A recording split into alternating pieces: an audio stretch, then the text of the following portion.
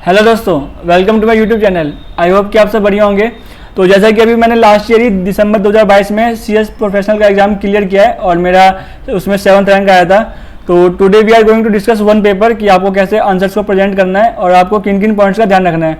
जैसा कि अभी नेक्स्ट मंथ से यानी 1 जून से फिर से एग्जाम स्टार्ट हो रहे हैं।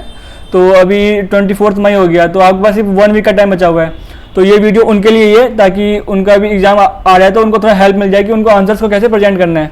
तो देखिए यहाँ पे आपको स्क्रीन पे दिख रहा होगा, ये एक्चुअली मेरा CS प्रोफेशनल का एडवांस टैक्स लॉ का पेपर है जो कि अभी दिसंबर 2022 में एग्जाम हुए थे। ये डेट आपको दिख रहा होगा।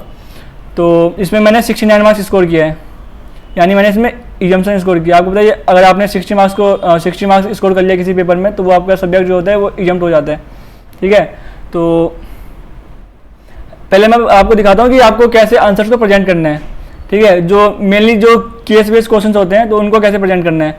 फर्स्ट पॉइंट आप उसमें क्या लिखते हैं, द प्रोविज़न, कि जो भी क्वेश्चन है वो कौन से सेक्शन या रूल के अंदर वो फॉल करता है, तो वो आपको सेक्शन वहाँ पे मेंशन करना है। सेक्शन नंबर याद है तो वो आप मेंशन करिए, अगर याद नहीं है तो मतलब याद नहीं तो कोई दिक्कत नहीं है। आप जो भी सेक्शन उस सेक्शन जिस चीज़ के बारे में बोलते हैं आपको वो थोड़ा सा एक्सप्लेन करना है उसके अंदर। सेक्शन हो गया या रूल हो गया। देन सेकंड पॉइंट हो गया आपका द गिवन केस, क्वेश्चन में जो भी दिया हुआ है आपको लिखा हुआ है तो उसको आपको अपने खुद के वर्ड्स में थोड़ा सा एक्सप्लेन करना होगा। ठीक है, देन थर्ड पॉइंट हम लिखते हैं, थर्ड पॉइंट हो गया आपका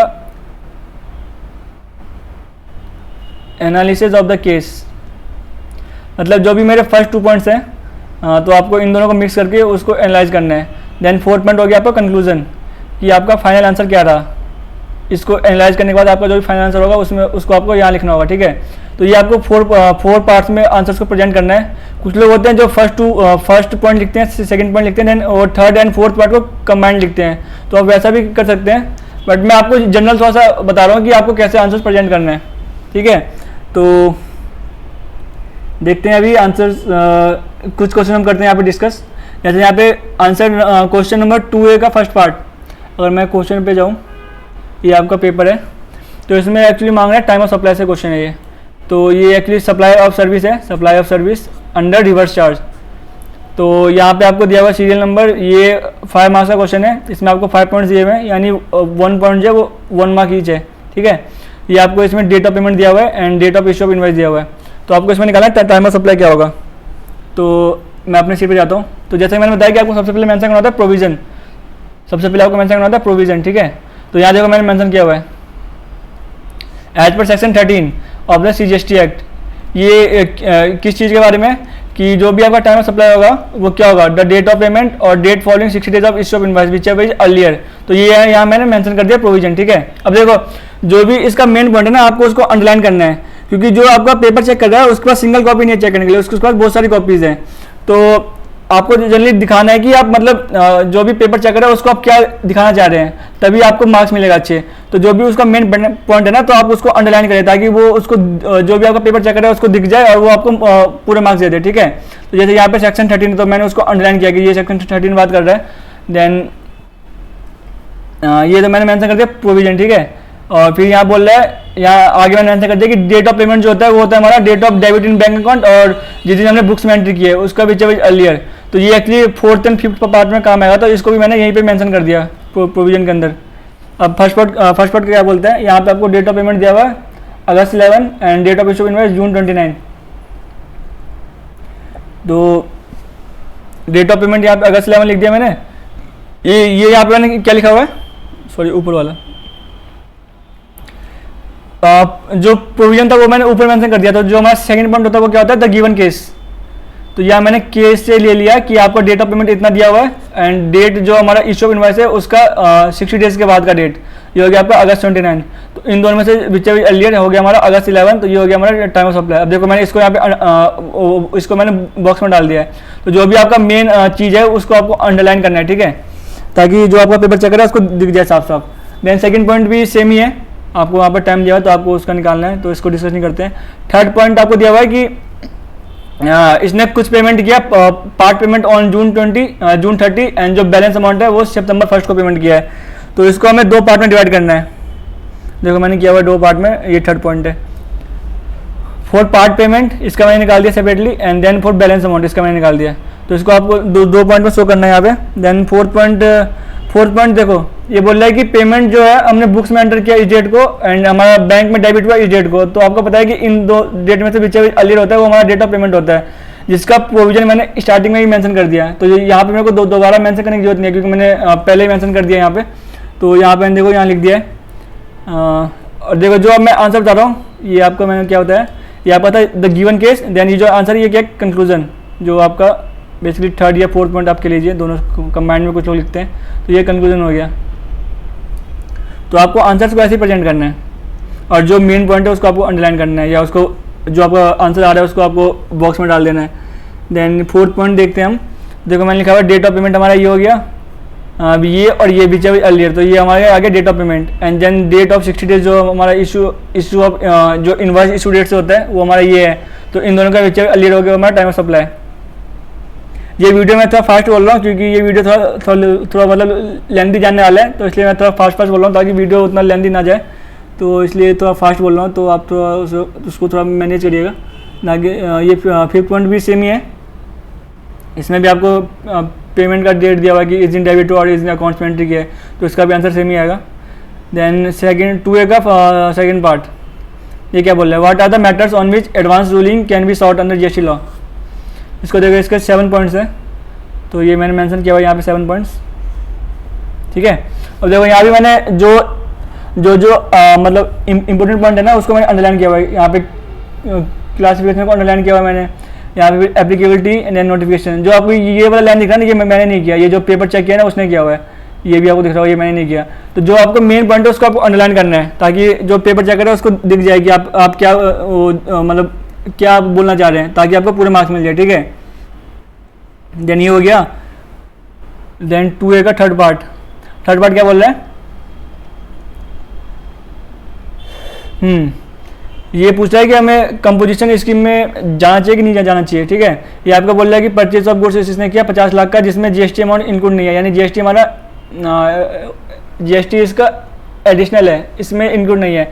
देन सेल्स आपका बोल रहा है 60 लाख जिसमें जीएसटी इंक्लूड है, क्योंकि बोल रहा है इंक्लूसिव ऑफ ऑल टैक्सेस, तो 60 लाख में जीएसटी हमारा इंक्लूड है 5%। देन बोल रहा है discuss whether you should opt for composition under GST law if composition tax is 1% of turnover. Expenses दिया हमें, expenses for keeping detail statutory records under GST law will be 175 which shall get reduce to 75 if composition scheme is opted for. यानी अगर आप normal scheme में जाते हैं तो आपका 175 का होगा एक्सपेंस, और अगर कंपोजिशन में जाते हैं तो आपका एक्सपेंस होगा 75 का, ठीक है। अदर फिक्स एक्सपेंस है 275, ये आपका दोनों स्कीम में सेम रहेगा। तो अभी मैं आपको अपना आंसर दिखाता हूँ। देखो यहाँ मैंने पहले प्रोविजन मेंशन किया है, सेक्शन 10 इसकी बात करते हैं, कंपोजिशन की बात करते हैं, तो यहाँ मैंने थोड़ा सा लिख दिया। देन अगर वो कंपोजिशन में जाता है तो उसको क्या क्या बेनिफिट मिलेगा, जो उसका टैक्स लायबिलिटी होगा वो क्या होगा। और देखो इसमें ना इंस्टीट्यूट ने आंसर इसमें लिया है गलत, वो मैं आपको दिखाता हूँ, इंस्टीट्यूट का आंसर दिखाता हूँ पहले। 2A का फर्स्ट, ये तो देखो इन्होंने ये जो टाइम ऑफ सप्लाई क्वेश्चन था इसको इन्होंने टेबल के फॉर्म में प्रेजेंट किया है, तो आप इसको जो जैसे मैंने प्रेजेंट किया वैसे भी कर सकते हैं, और अगर आपको टेबल के फॉर्म में करना है तो वैसे भी कर सकते हैं, वो आपका चॉइस है। देन सेकंड क्वेश्चन में देखो यहाँ पे इन्होंने भी 7 पॉइंट मेंशन किए, ठीक है। तो इसलिए मेरे को दोनों में पूरे मार्क्स मिले हैं। देन ये थर्ड पार्ट, अब देखो यहाँ पे इंस्टीट्यूट ने क्या किया है, कॉस्ट ऑफ गुड्स सोल्ड ये हमने परचेज किया था, तो नॉर्मल स्कीम में हमारा हो गया 50 लाख का, यहाँ भी इन्होंने टेबल के फॉर्म में प्रेजेंट किया है, तो यहाँ पे आपको हो गया 50 लाख का। और आपको पता है कि कंपोजिशन के अंदर आपका जो भी टैक्स का बर्डन है वो आप कंज्यूमर पे पास नहीं कर सकते हैं, तो ये आपका जो 5% का टैक्स है ये आपको खुद ही बियर करना पड़ेगा। तो ये आपका जो कॉस्ट हो गया वो हो गया आपका 52,500 और 52,50,000 ये आपका कॉस्ट हो गया। Then cost of maintaining records 175 हमारा नॉर्मल में, और कंपोजिशन में 75। Then other fix expense 275 and 275, इन्होंने इसको किया टोटल, ठीक है 54, एंड यहाँ पे आ गया 56, ये आ गया आपका टोटल कॉस्ट आ गया ये आपका। देन सेल्स हो गया आपका, सेल्स हमें दिया 60 लाख। यहाँ पे इन्होंने देखो यहाँ पे इंस्टीट्यूट ने गलती किया है, जो आपका नॉर्मल स्कीम है इन्होंने इसमें टैक्स कैसे निकाला है 60 लाख, ठीक है, क्योंकि 60 लाख के अंदर हमारा क्या है जीएसटी अमाउंट इंक्लूड है, तो इसको इसलिए हमने इसको 105 से डिवाइड किया और 5 से मल्टीप्लाई किया, तो ये आ गया हमारा जीएसटी का amount in normal scheme. Then composition में भी हमें सेम करना है, बट इन्होंने क्या किया, इन्होंने 60 लाख पे निकाल दिया 1%। देखो 60 लाख में जीएसटी का अमाउंट पहले से इंक्लूड है और उसमें उन्होंने इसमें फिर से 1% निकाल दिया, यानी जीएसटी पे जीएसटी चार्ज हो रहा है यहाँ पे। तो ये इंस्टीट्यूट ने यहाँ पे गलत किया हुआ। यहाँ पे इंस्टीट्यूट को यहाँ पे क्या करना था, यहाँ पे करना था 60 लाख का, इसमें जीएसटी अमाउंट इंक्लूड है तो 105 100 से करेंगे मल्टीप्लाई, ये आपका होगा जो आपका वैल्यू हो गया सप्लाई का वैल्यू, इसका 1%। तो ये जैसे मैंने आपको आंसर दिख रहा होगा, ये देखो 60 लाख यहाँ पे, अगर वो कंपोजिशन में जाता है तो 60 लाख 105 से डिवाइड किया, 100 से मल्टीप्लाई किया, देन 1%, ये आ गया आपका 57,143। देन आपको पता है कि कंपोजिशन में आपको जो इनपुट टैक्स है वो आपको नहीं मिलता है, तो इसलिए मैंने यहाँ पे कुछ लिया नहीं है। ये आपका हो गया net tax liability, cost of keeping records 75, या आ गया आपका टोटल कॉस्ट। इन्होंने इसको काट के आंसर मेरा दिया 0 नंबर, जबकि मेरे को इसमें पूरा 5 मार्क्स मिलना चाहिए था, और मेरे को इसमें आई थिंक 3 नंबर मिले हैं, नहीं मेरे को इसमें 2 नंबर मिले हैं, तो 5 नंबर की जगह मेरे को इसमें 2 नंबर दिया गया है, जबकि इंस्टीट्यूट का आंसर यहाँ पे गलत है। तो अगर मैं ये तो क्या कंपोजिशन, अगर मैं नॉर्मल स्कीम में जाता हूँ तो अगेन इसको मैंने पहले जीएसटी अमाउंट निकाल लिया, देन इसमें हमको इनपुट ऐसे का क्रेडिट मिल जाएगा, तो यहाँ पे मैंने लिया है यहाँ पे 250 का, ये हो गया हमारा नेट टैक्स लायबिलिटी, ठीक है। Then cost of keeping records 175, then ये टोटल कॉस्ट हो गया, यहाँ भी इन्होंने काट दिया, पता नहीं क्यों काटा, क्योंकि यहाँ मैंने नोट लिखा हुआ है, देखो जो फिक्स एक्सपेंस है ना ये दोनों में सेम रहेगा, तो इसलिए मैंने इसको इग्नोर कर दिया। यहाँ मैंने लिखा भी हुआ है फिक्स एक्सपेंस है वो दोनों में इनकर्ड होगा, इसलिए in both option hence ignore. मैंने इसको डिफरेंटली प्रेजेंट किया, इंस्टीट्यूट ने डिफरेंटली किया है, तो उन्होंने मेरा आंसर को काट दिया पूरा, सिर्फ 2 नंबर दिए हैं। देखो अगर इंस्टीट्यूट ने यहाँ पे इसको सही किया होता इसको, तो यहाँ पे इनका आंसर आता ही है जो मेरा आया है 57,143, ये 60,000 की जगह पे आता हमारा 57,143। देन आपका टोटल अमाउंट भी चेंज हो जाता, ये भी चेंज हो जाता प्रॉफिट। अब देखो जो ये आता ना आंसर, तो अगर मैं इसका डिफरेंस निकालूं तो जो भी डिफरेंस आएगा ये मेरा आंसर मैच करेगा इससे, जो मेरा डिफरेंस आएगा, जो ये 132 का डिफरेंस 132 लाख एंड ये 2,10,000, इनका जो डिफरेंस आएगा, ये डिफरेंस और ये वाला डिफरेंस दोनों ये मैच कर जाएगा। बट इंस्टीट्यूट ने पता नहीं क्यों किया है, मतलब 60 लाख पे इन्होंने जीएसटी पे जीएसटी चार्ज कर दिया, तो एक्चुअली आंसर गलत है इनका।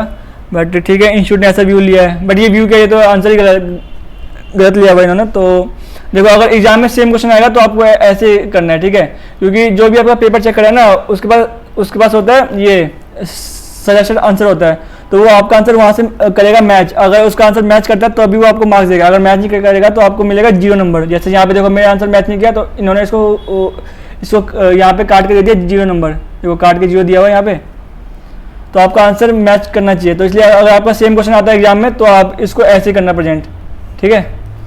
देन ये कर लिया मैंने डिस्कस। 4th पार्ट क्या बोलता है इसमें, 4th पार्ट जाते हैं, अब देखते हैं।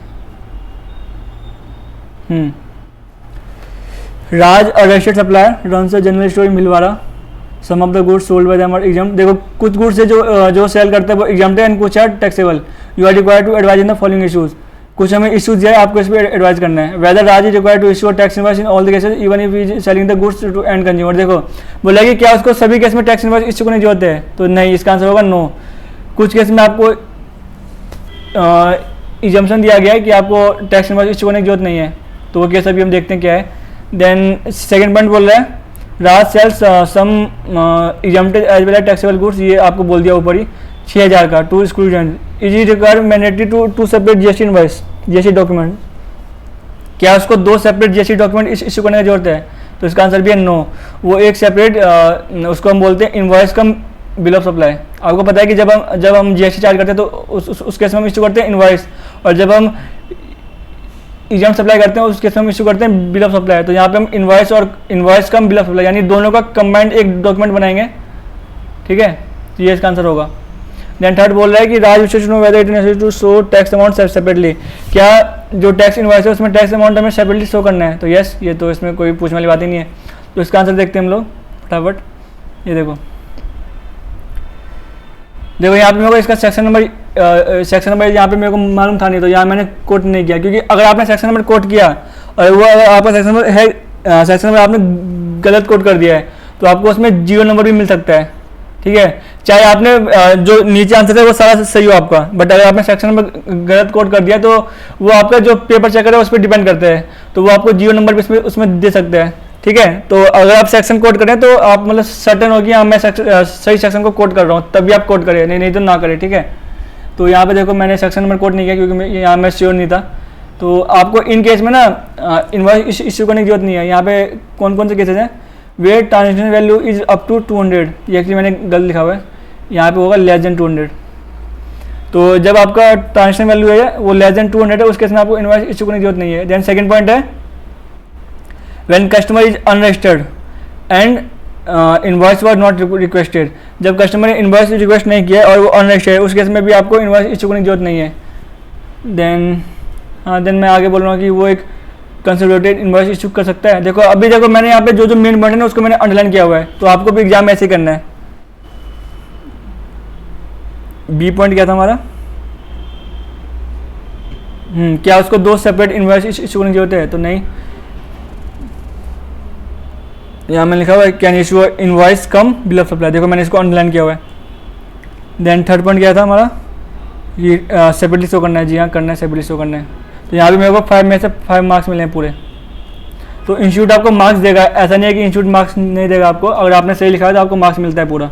ठीक है, तो यहाँ पे मेरे को पूरे मिले मार्क्स। अगर मैं आपको इंस्टीट्यूट का आंसर चेक कराऊँ तो 4th पार्ट का, देखो यहाँ भी वही बोल रहा है, यहाँ पे सेक्शन इन्होंने कोट किया बट मेरे को ये याद नहीं था, मैंने कोट नहीं किया। तो यहाँ वही बोल रहा है कि अगर गुड्स का वैल्यू 200 से लेस है, when consumer is unregistered and does not require invoice, तो उस केस में नहीं होगा। ठीक है, देन ये यहाँ भी रूल मेंशन किया, मेरे को याद नहीं था, मैंने मेंशन नहीं किया। तो यहाँ भी आपको invoice come bill of supply आप इशू कर सकते हैं। देन थर्ड पॉइंट क्या था कि आपको सेपरेटली अमाउंट इंडिकेट करना पड़ेगा। तो ये आपके आंसर्स हैं, आपको इतना लेंथी आंसर लिखने की जरूरत नहीं है, आप बस जो आपका मेन पॉइंट है वो लिखिए एग्जाम में, तो आपको मार्क्स मिलेंगे पूरे, तो उसमें आपको घबराने की जरूरत नहीं है। तो बस यही है, और आगे क्या देखते हैं, नेक्स्ट क्वेश्चन देखते हैं, question number 1। Question number 1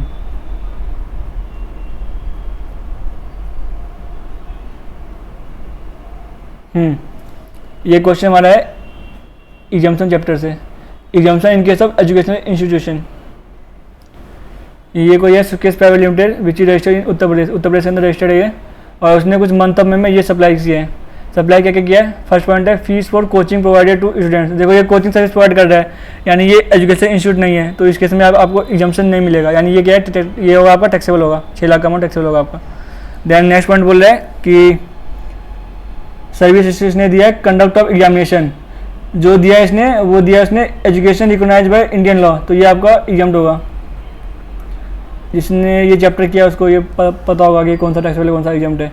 then third point है कि इसने फॉर ट्रांसपोर्टेशन ऑफ स्टूडेंट्स के लिए इसने अमाउंट इनकट किया है, तो ये भी आपका एग्जाम्ड होगा। फोर्थ पॉइंट बोल रहा है कि for providing security and house keeping in education institution, तो ये भी एग्जाम्ड है। तो ये आपका सिर्फ फर्स्ट पॉइंट टैक्सेबल है, बाकी सारा एग्जाम्ड है आपका। अब देखो जो फर्स्ट पॉइंट है ये हम दे रहे हैं सर्विस कहाँ पे, उत्तर प्रदेश में, और ये जो सप्लायर है वो भी उत्तर प्रदेश का है, तो ये आपका हो गया इंट्रा स्टेट हो गया, यानी CGST और SGST चार्ज होगा। तो मैं आपको अपना आंसर दिखाता हूँ, ये देखो 6 लाख टैक्सेबल है, बाकी सब एग्जाम्ड है। देखो इसके ना, इसको आप 2 फॉर्म में प्रेजेंट कर सकते हैं। पहला है कि आप जो भी पॉइंट्स है ना उसके साथ में आप ब्रैकेट के अंदर लिख दें कि कौन सा एग्जाम्ड है, कौन सा टैक्सेबल है, और उसका क्या रीजन है, मतलब क्यों एग्जाम्ड है और क्यों टैक्सेबल है, तो आप यहाँ पे साथ में लिख सकते हैं। या तो फिर आप यहाँ पे नोट नंबर लिख दें, नोट 1, ठीक है, एंड नीचे आप यहाँ पे लिख दें जो जहाँ पे आपका क्वेश्चन खत्म हो रहा है, यहाँ पे नोट 1 लिख के आप यहाँ पे फिर उसको एक्सप्लेन कर दें। तो आप कोई सा फॉर्मेट यूज कर सकते हैं इसके अंदर। तो मैंने जैसे इस क्वेश्चन में लिया है कि मैंने इसको साथ साथ ही लिखा है कि मतलब कौन सा एग्जाम्ड है कौन सा टैक्सेबल है। बट इंस्टीट्यूट का आंसर देखेंगे अगर हम, तो उन्होंने नोट डाल के नीचे लिखा हुआ है, तो आप कोई सा भी फॉर्मेट यूज कर सकते हैं। देखो नोट डाल के नीचे लिखा हुआ है, यहाँ पे इन्होंने टेबल फॉर्म में प्रेजेंट किया है, तो आप कोई सा भी या तो ऐसे कर ले प्रेजेंट, या जैसे मैंने किया वैसे कर ले। ये देखो यहाँ पे नोट दिया हुआ है इन्होंने, ठीक है, तो आपको ऐसे नोट देना है।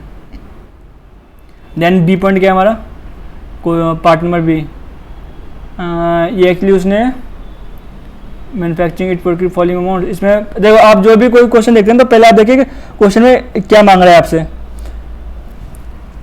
आप कोई भी क्वेश्चन अटेम्प्ट करते हैं तो सबसे पहले देखिए कि क्वेश्चन क्या मांगना है, ताकि आपके माइंड में रहे कि हाँ मेरे को क्वेश्चन में क्या ढूंढना है, ठीक है। तो जैसे यहाँ पे अगर मैं देखूँ determine the input state available, तो यहाँ पे हमको इनपुट स्टेट फाइंड करना है। तो अब देखते हैं इसमें क्या क्या पॉइंट बोल रहा है। ये कोई मैन्युफैक्चरिंग में इन्वॉल्व है, तो फर्स्ट पॉइंट बोल रहा है कि electrical transformer to be use in manufacturing process, ये in the course of business है, तो ये क्या हमारा, इस पर हमको आईटीसी मिल जाएगा, आईटीसी अवेलेबल, ठीक है।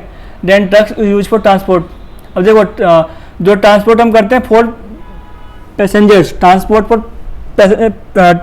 फॉर पैसेंजर्स के केस में हमारा होता है कि वो उस पर हमको इनपुट स्टेट उस पर हमको नहीं मिलता है। बट ये क्या है, trucks use for transport of goods, transport of raw material, तो यहाँ पे आपको आईटीसी मिल जाएगा, ठीक है।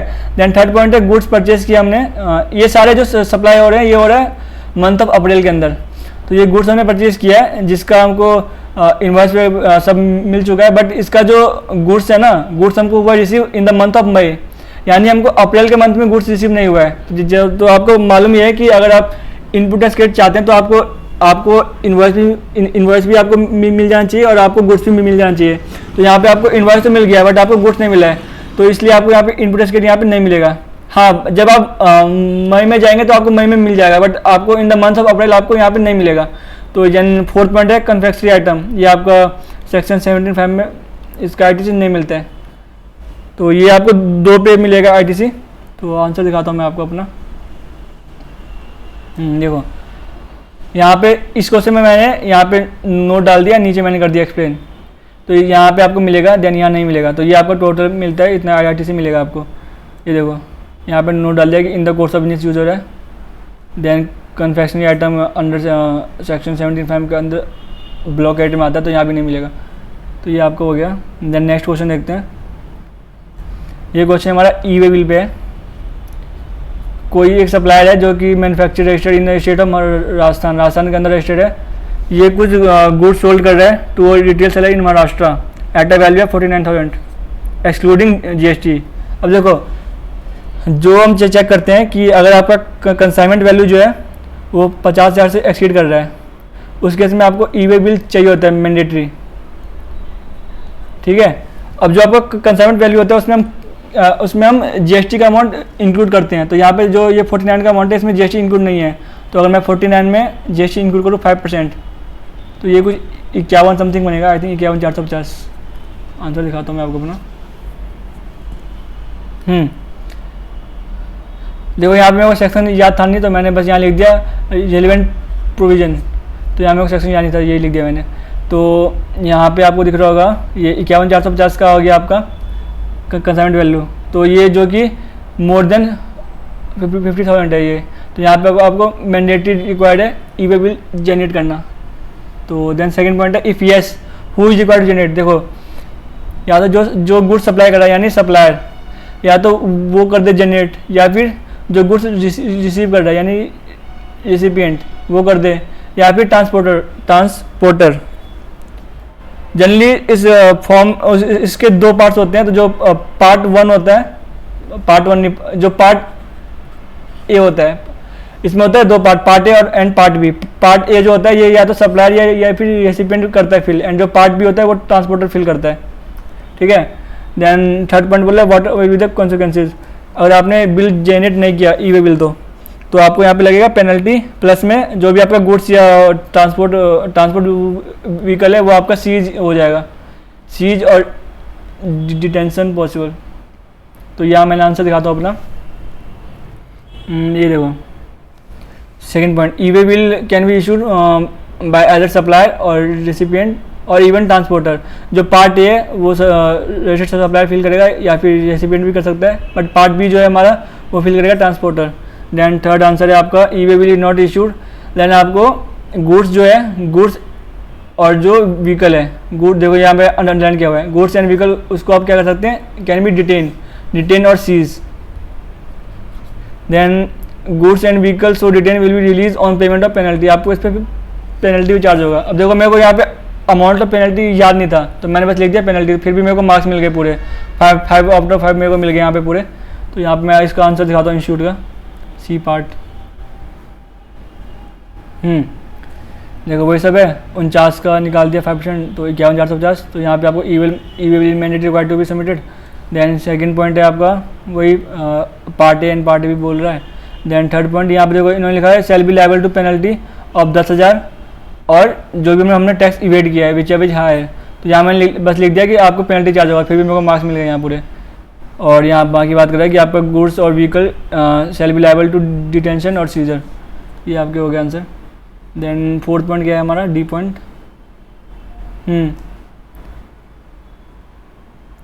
ये एक्चुअली वैल्यू ऑफ सप्लाई से क्वेश्चन है, ये वैल्यू ऑफ सप्लाई।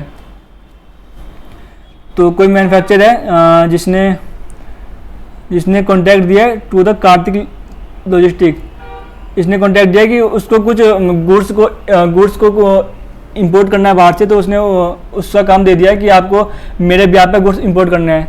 तो ये actually this is question of pure agent, कि हमने किसी थर्ड पार्टी को अपॉइंट कर दिया कि आपको मेरे ब्याह पे काम करना है, तो वो आपके ब्याह पे सारे खर्चे करता है। तो ये this is case of pure agent, जो कि वैल्यू ऑफ सप्लाई में इंक्लूड नहीं होता है। प्योर एजेंट सर्विस होती है तो वो वैल्यू सप्लाई में इंक्लूड नहीं होता है, not included in value supply. ठीक है, ये एक्चुअली मैंने एग्जाम में गलत कर दिया था इसका आंसर, क्योंकि मैंने एक्चुअली जैसे आपको पता है कि मैं CA भी हूँ, तो CA का एग्जाम मैंने दिया था नवंबर 21 में, एंड अभी CS का एग्जाम दिया था मैंने दिसंबर 22 में। तो इस बीच में ये आपको मोर देन 1 ईयर हो गया। ये इस बीच में मैंने GST या फिर DT डायरेक्ट टैक्सेस, इसको मैंने टच भी नहीं किया, मैंने इन बुक्स को छुआ भी नहीं है। मैंने बस एग्जाम से 1 डे पहले बस इसको पढ़ा था, तो मेरे को एक्चुअली कंसेप्ट ढंग से उतना याद था नहीं कि मैंने एक्चुअली इसमें वोल्टा कर दिया, जो चीज़ मेरे को इंक्लूड करना था उसको मैंने एक्सक्लूड कर दिया, जो मेरे को एक्सक्लूड करना था उसको मैंने इंक्लूड कर दिया। तो यहाँ मैंने उल्टा कर दिया क्योंकि मेरे को कंसेप्ट ढंग से याद था नहीं, तो इसलिए मैंने ये एग्जाम में मैंने इसका आंसर गलत कर दिया। देखो मैं दिखाता हूँ अपना आंसर शीट, ये आपको दिख रहा होगा। वैल्यू सप्लाई सेक्शन हमारा 15 है, तो यहाँ मैंने सेक्शन कोड कर दिया। देन ये आपका आएगा, क्योंकि ये एजेंसी चार्ज है, तो ये आपका आएगा 4 लाख। बाकी जो ये सारे खर्चे हैं, ये आपका गुड्स जो आप इंपोर्ट कर रहे हैं, तो ये आप किसी दूसरी पार्टी के ब्याह पे कर रहे हैं, तो ये आपका वैल्यू सप्लाई में इंक्लूड नहीं होगा। देखो मैंने इनको कर दिया, इंक्लूड कर दिया। यहाँ पे मेरे को इनको करना था exclude, but I included all of them. Then ये जो लास्ट के 2 पॉइंट है, ये hotel expense and travelling expense, ये आपका गुड्स से रिलेटेड नहीं है, तो ये आपका इंक्लूड होगा, बट यहाँ मैंने इसको कर दिया एक्सक्लूड। ये मेरे को इंक्लूड करना था, बट यहाँ मैंने एक्सक्लूड कर दिया। तो वही मैं कह रहा हूँ कि मैंने उल्टा कर दिया, क्योंकि मेरे को कंसेप्ट ढंग से याद था नहीं। जैसे कि मैंने बताया कि मैंने 1 साल बिल्कुल ही बुक्स को टच नहीं किया था, तो फिर भी मेरे 69 मार्क्स आ गए, तो वो एक्चुअली अच्छा चीज़ है। देन इंस्टीट्यूट का आंसर देखते हैं एक बार, सॉरी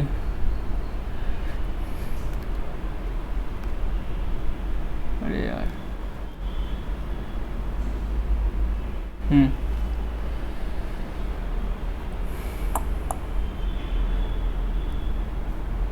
ये तो फर्स्ट पार्ट है, सॉरी सेकंड पार्ट है।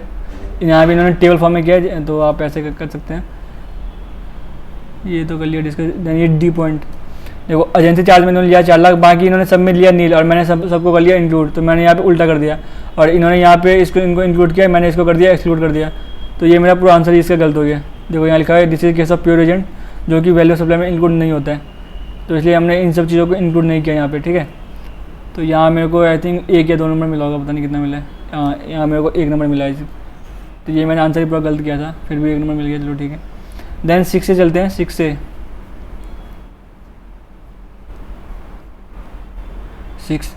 से हाँ फिर हो गया।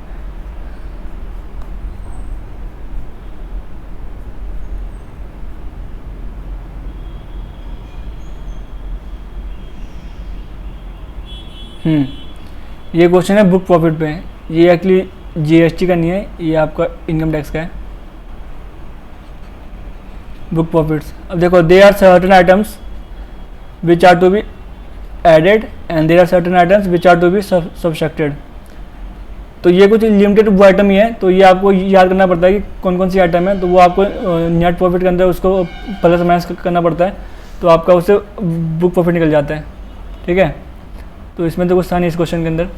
यहाँ पे आपको नेट प्रॉफिट दिया हुआ है, तो उसमें जो चीज़ मेरे को प्लस करना था वो मैंने प्लस कर दिया, जो मेरे को माइनस करना था माइनस कर दिया। देखो नेट प्रॉफिट दिया हमको, इसमें से मैंने ये चीज़ को कर दिया प्लस, ये मैंने कर दिया माइनस डेप्रिसिएशन, तो ये आपका हो गया नेट बुक प्रॉफिट आ गया 450 लाख। इंस्टीट्यूट का आंसर अगर देखें हम, तो इंस्टीट्यूट का आंसर देखो सेम है, इन्होंने भी सेम ही किया है, नेट प्रॉफिट देन जो भी आइटम करने थे प्लस वो ऐड कर दिए, देन माइनस कर दिया, बुक प्रॉफिट 450 लाख, ठीक है। तो ये मेरा सही था पूरा, तो इसमें मेरे को पूरे 5 नंबर मिले। देन नेक्स्ट पार्ट देखते हैं 6 का भी।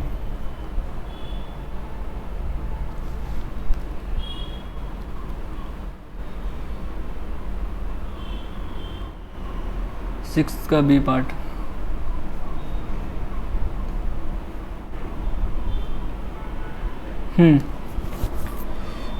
ये आपसे पूछा है कि कौन सा केस टैक्स इवेजन है, कौन सा टैक्स अवॉइडेंस है, कौन सा tax planning and tax management.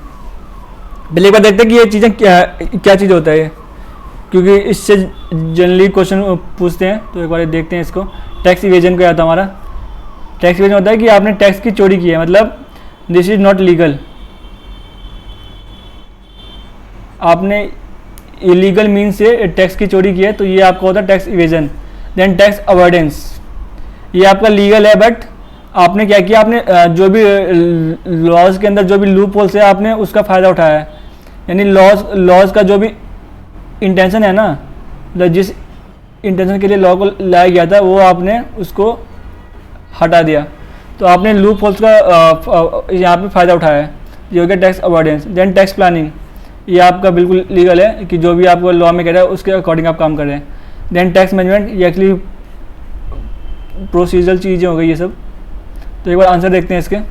जो फर्स्ट पॉइंट बोल रहा है G limited issue credit note 85,000 to brokerage payable to Amar who is a son of Q managing director of the company. पहले उसका इनकम था 160, अब उसका इनकम हो गया 240 which is less than 250।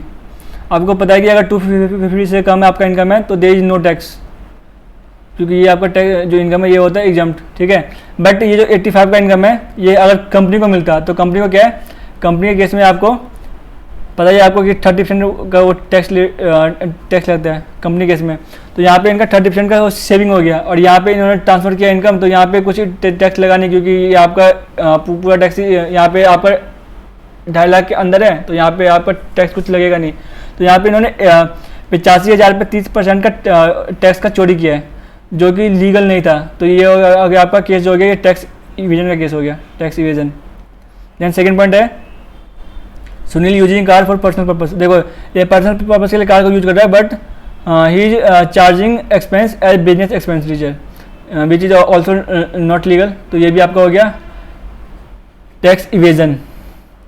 First point पे टैक्स इवेजन, सेकंड पॉइंट पे tax evasion. Then third point क्या कह रहा है कि इसने इंस्टॉल किया air conditioner at the residence of director के घर पे इसने एसी इंस्टॉल किया है, बट यहाँ पे ये लोग डेप्रिसिएशन यहाँ पे क्लेम कर रहे हैं which is again not legal, तो ये आपका ये भी केस है आपका टैक्स इवेजन का केस है। फोर्थ पॉइंट बोल रहा है bank obtain form number 15G और and 15H and forwarding the same to income tax authorities, ये आपका प्रोसीजर कंप्लाइंस है, तो ये आपका हो गया क्या बोलते हैं tax management, fourth point. Then fifth point हो गया आपका इसने अमाउंट डिपॉजिट किया पीपीएफ अकाउंट में, जिसकी वजह से उसको सेक्शन 80C के अंदर डिडक्शन मिल गया। आपको पता है सेक्शन 80C में आपको 1,50,000 तक का डिडक्शन मिलता है, तो ये आपका बिल्कुल ही लीगल है ये, तो ये आपका हो गया टैक्स प्लानिंग, क्योंकि जो आपको लॉ बोल रहा है आप उसके अकॉर्डिंग काम कर रहे हैं, तो ये आपका हो गया टैक्स प्लानिंग। मैं अपना आंसर दिखाऊँ तो यहाँ मैंने फर्स्ट केस में लिख दिया टैक्स अवॉइडेंस लिख दिया मैंने, यहाँ पे टैक्स इवेजन आएगा, तो ये मेरा हो गया गलत, इसमें मेरे को 0 नंबर मिले। बाकी मेरे 4 आंसर सही है। टैक्स इवेजन को मैंने कर दिया underline, tax evasion, tax management, tax planning.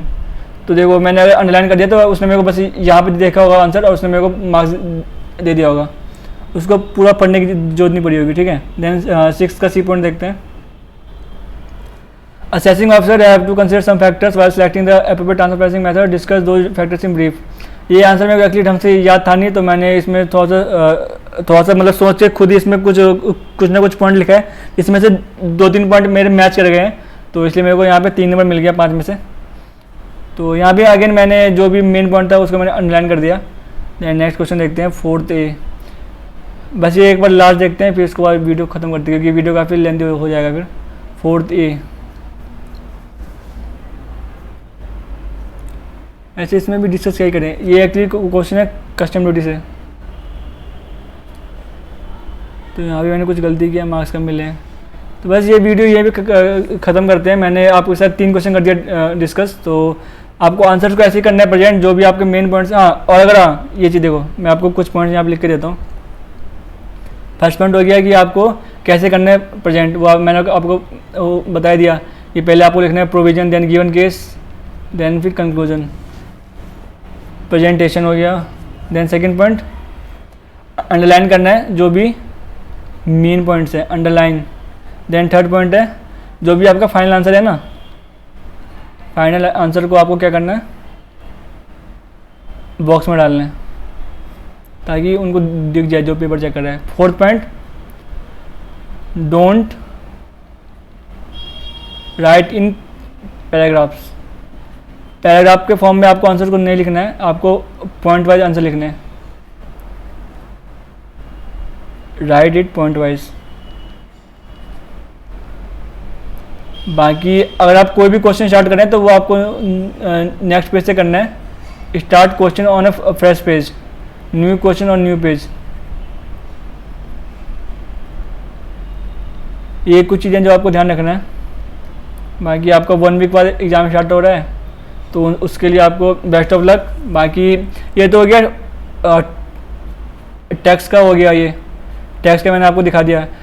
अगर आपको बाकी सब्जेक्ट्स का भी देखना है तो मैंने अपने टेलीग्राम ग्रुप में वो सब शेयर किया हुआ है, तो उसका लिंक मैं अभी आपको डिस्क्रिप्शन बॉक्स में डाल दूंगा, तो आप वहाँ से अगर आपको देखना है तो आप देख सकते हैं। बाकी फिर मिलते हैं नेक्स्ट वीडियो में। अगर आपने चैनल को सब्सक्राइब नहीं किया तो आप इसको सब्सक्राइब कर दें। नेक्स्ट वीडियो में मिलते हैं, तब तक के लिए थैंक यू।